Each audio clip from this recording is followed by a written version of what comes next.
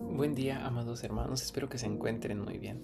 Tengo el gusto de compartir nuevamente con ustedes este devocional como continuación de esta serie que estamos llevando a cabo que lleva por nombre Preguntas de nuestra fe. El día de ayer iniciamos a abordar la pregunta de si se puede o no perder la salvación. ¿Sabe? Y esta pregunta, pues aunque le expresé que podíamos responderla en un par de frases, es importante que ahondemos en el por qué concluimos o defendemos, creemos, argumentamos que la salvación no se puede perder.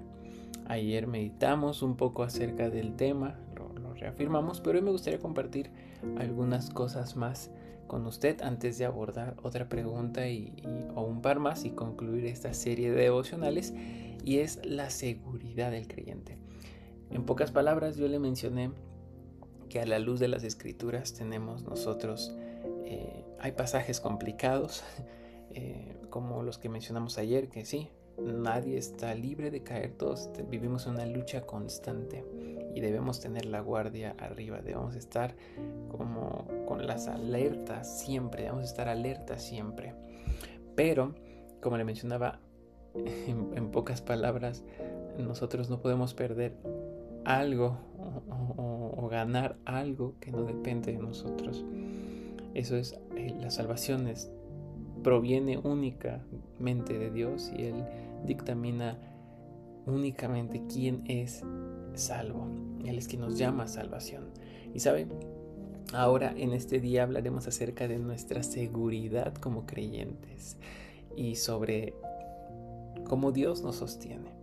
Después de abordar todo lo que meditamos el día de ayer, mi hermano, hay otros temas que después me gustaría hablar con usted, como el pecado imperdonable que Jesús también menciona, y pasajes difíciles como aquel que encontramos en Hebreos 6, por cuestión de tiempo y justamente también de poder dialogar esas preguntas que se prestan mucho a un vaya, a un tiempo de plática, de estudio, todos los hermanos. Lo dejaré para después, pero ahora debemos mirar algo en específico, que es la gloriosa seguridad de un creyente verdadero. ¿Sabe?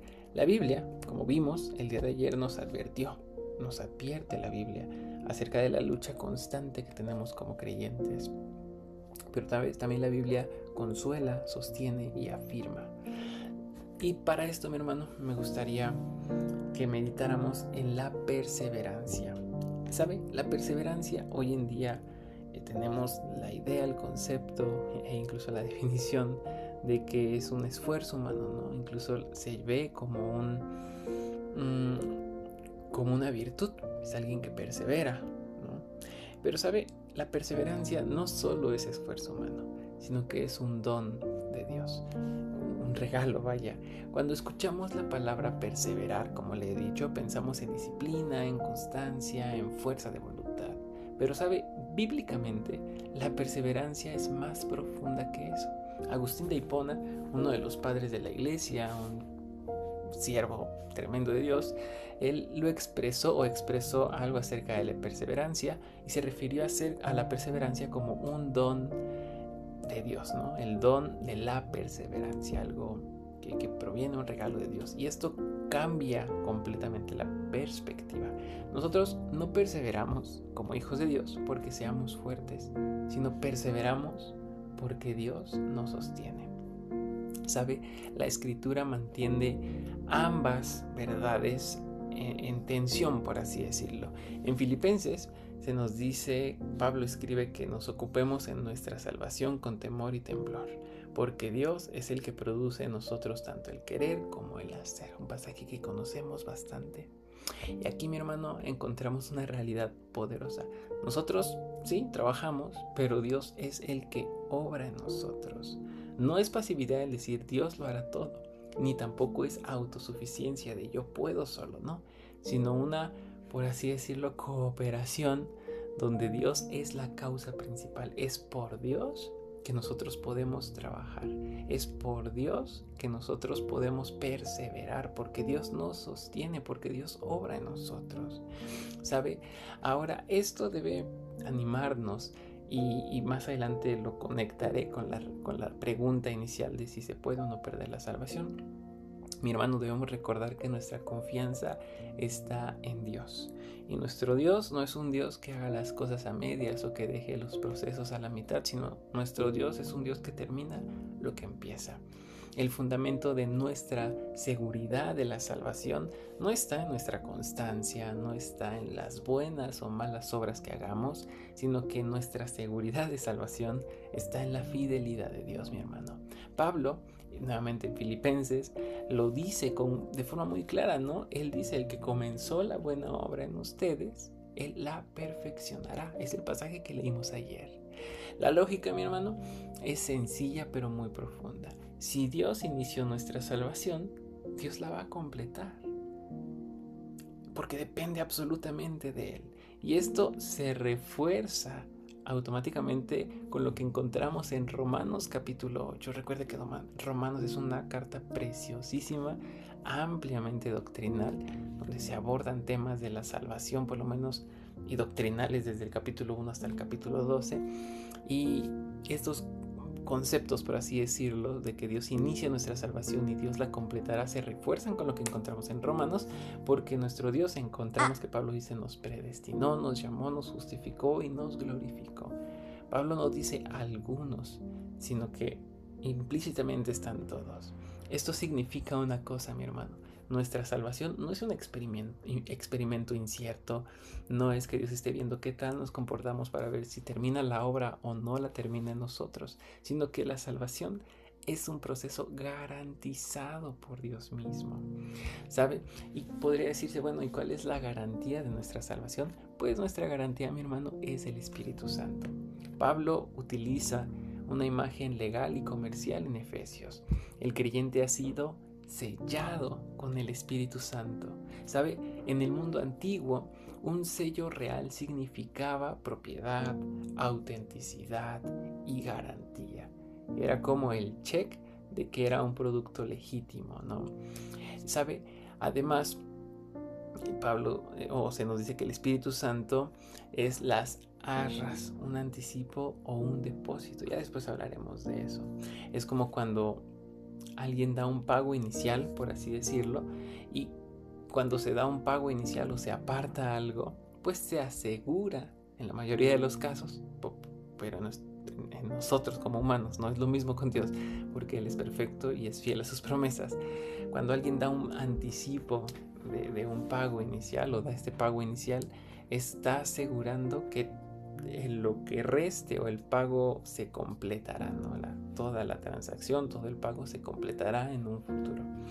Y así, mi hermano, es el Espíritu en nosotros. El Espíritu evidencia que la obra ha comenzado y que llegará a su consumación, no por nosotros, sino por Dios, porque es por Él y para Él que estamos aquí. Él nos ha llamado a salvación. Él tuvo a bien llamarnos a salvación. Y bueno, ahora, mi hermano, para no demorarme más, esto que le comento significa que la vida cristiana, no va a ser fácil, no, para nada, y sabemos todos que la vida cristiana no es fácil. Y Pablo, como usted sabe, nos habla acerca de las batallas, ¿no? De que vamos a tener luchas, lo veíamos el día de ayer. Y esto no debe llevarnos a confiarnos, no debe llevarnos a bajar la guardia, sino al contrario, mantenernos alerta, porque aunque no existe el cristiano perfecto, y eso es un tema muy importante, porque muchos dicen, nadie es perfecto, y es el escudo que tienen, ¿no?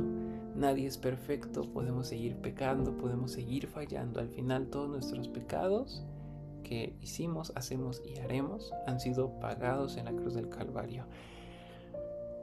Teóricamente sí, mi hermano, pero había un pastor que decía que no seamos cínicos y tratemos de burlar o de tomar esto con ligereza, porque no es así. No, mi hermano, nadie es perfecto, eso es claro, y estamos lejos de serlo, pero todos somos perfeccionables.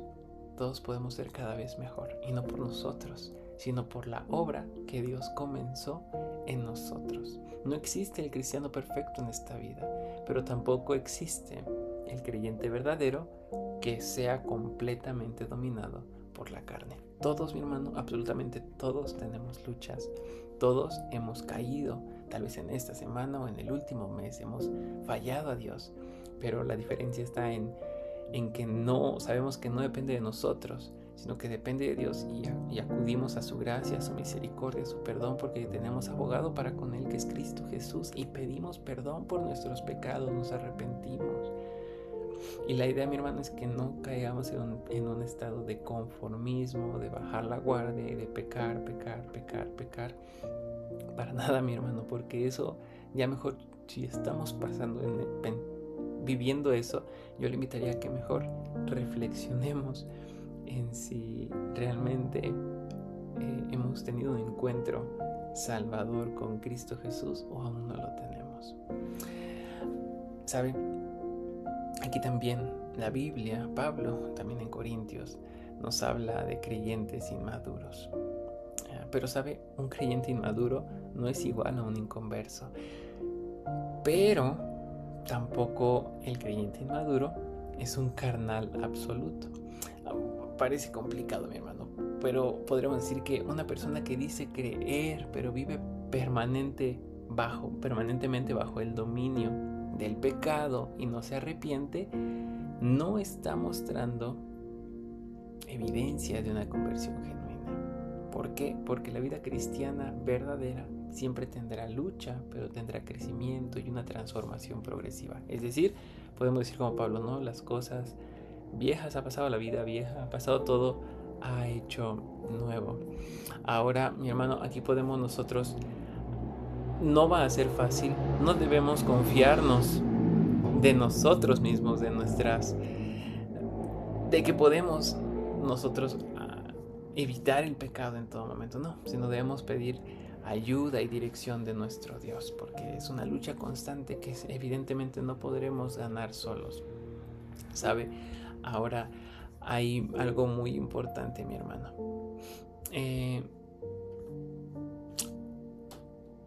Hay un tema en el que muchos nos podemos llegar a confundir, que es la diferencia entre la caída y la apostasía.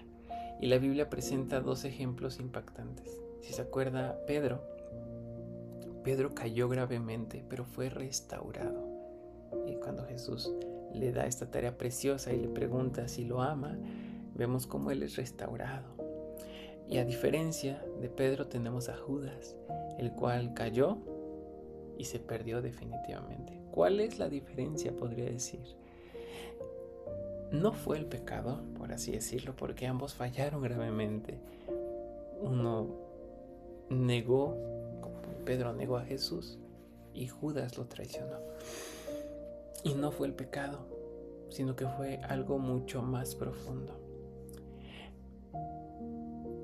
Cristo, si nos vamos así, es algo complicado, mi hermano, pero Cristo fue quien intercede por Pablo. Jesús dijo, yo he rogado por ti, si usted se acuerda, para que tu fe no falle. Y luego añadió después, cuando vuelvas. Jesús no dijo, si vuelves o si llegas a volver, no. Jesús dijo, cuando vuelvas, asegurándolo. Porque algunos se han preguntado por qué con tanta certeza, ¿no?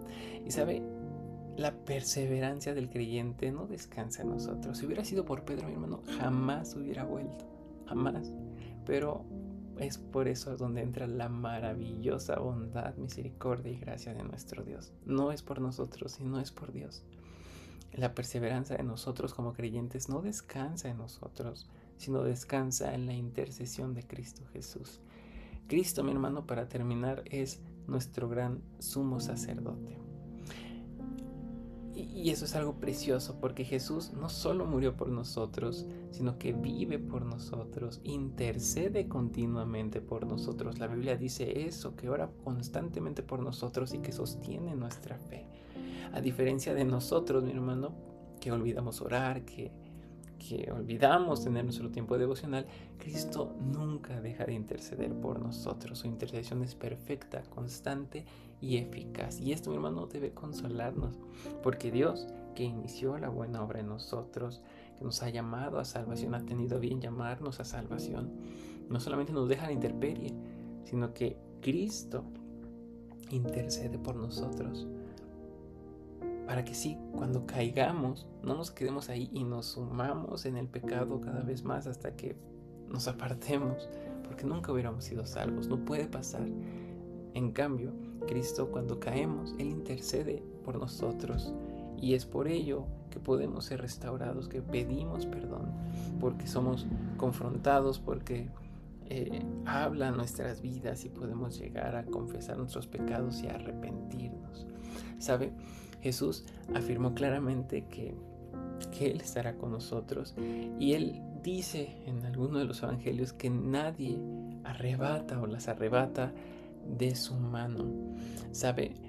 Eso debe darnos seguridad. Este pasaje no significa que el creyente nunca tropiece, porque Jesús mismo lo dijo, tendremos pruebas, tendremos dificultades. Pablo también, donde se nos evidencia que tendremos luchas en nuestra vida como seguidores de Cristo. Pero ¿sabe? Todo esto que hemos hablado hoy significa que nunca seremos finalmente perdidos si realmente hemos sido salvos o hemos sido convertidos. ¿Por qué? Porque debemos entender algo, que Dios es quien nos ha llamado a salvación. El Hijo es quien nos redime, el Espíritu Santo es quien nos sella, ya lo hablábamos hace un momento, y es Cristo mismo quien intercede por nosotros. Ahora, mi hermano, el creyente, como mencionaba al inicio, persevera, no porque nosotros seamos fuertes, sino porque Dios nos ayuda a perseverar, nos sostiene. Perseveramos porque Dios obra en nosotros. Seguimos aquí, nos arrepentimos, seguimos aprendiendo, seguimos mejorando, no por nosotros, sino porque Dios está obrando en nosotros. Perseveramos porque el Espíritu Santo nos sella, y perseveramos porque Cristo intercede por nosotros. Y esa es nuestra confianza. La fe, mi hermano, no descansa en nosotros. Por eso es imposible que la perdamos, porque descansa en Dios. Y si alguien aparentemente la pierde, es porque nunca verdaderamente fue salvo. Así que, mi hermano, si tiene alguna duda o comentario, no dude en compartirlo. Puede dejarlo en la sección de comentarios o comunicarse con un servidor, que estaré dispuesto a escucharle y a platicar con usted en cualquier momento. Le pido que me acompañe en una oración. Padre, en esta hora te damos gracias porque tú eres bueno, gracias porque podemos seguir abordando este tema tan interesante y tan edificante acerca de la salvación. Gracias porque entendemos que la salvación no descansa en nosotros, en nuestras obras, en nuestros esfuerzos, sino que descansa totalmente en ti, y podemos estar seguros de que tú sigues obrando en nosotros, de que fuimos sellados por el Espíritu Santo y que Cristo intercede por nosotros. Padre, ayúdanos a seguir viviendo conforme a tu voluntad, y que todo lo que hagamos sea para glorificar y honrar tu nombre. Todo esto te lo pedimos y damos gracias en el nombre de tu Hijo amado, Cristo Jesús. Amén. Que Dios les bendiga, mis hermanos.